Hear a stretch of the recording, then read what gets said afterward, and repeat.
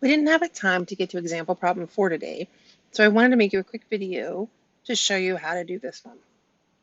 So we're going to solve another initial value problem. This time we have y prime plus 1 plus x over x, y equals 0.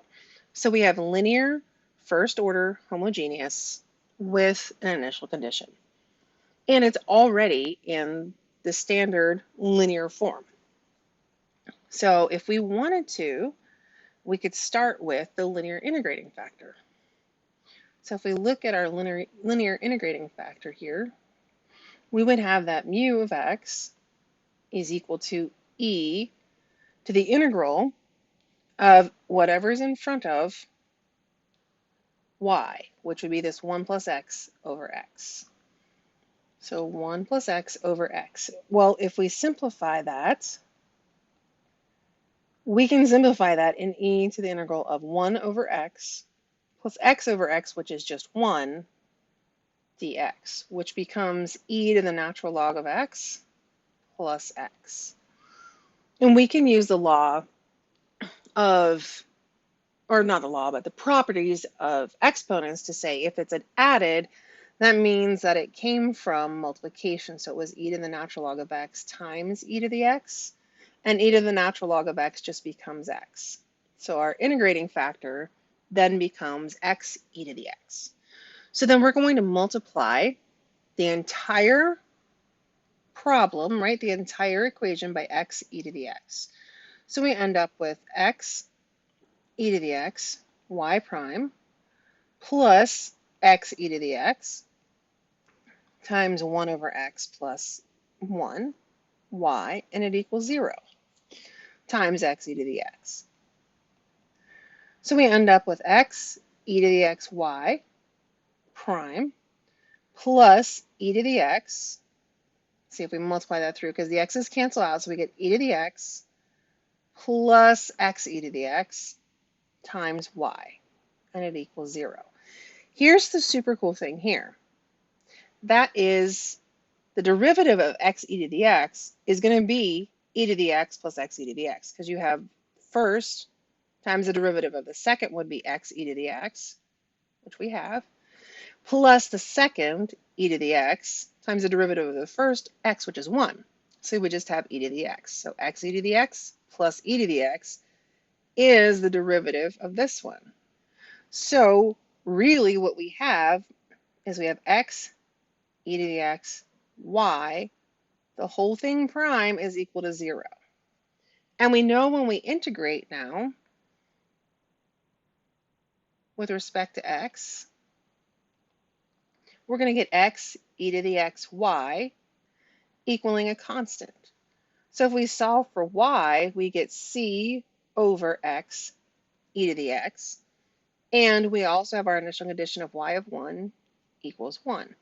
So 1 equals c over 1 times e to the 1. So that means that c is equal to e. So we end up with y equaling e over x e to the x, which we actually can simplify because that e on the top is e to the 1. If we move it to the bottom, we get 1 over x e to the x minus 1, using those laws of exponents again, properties of exponents, excuse me. So there's our solution.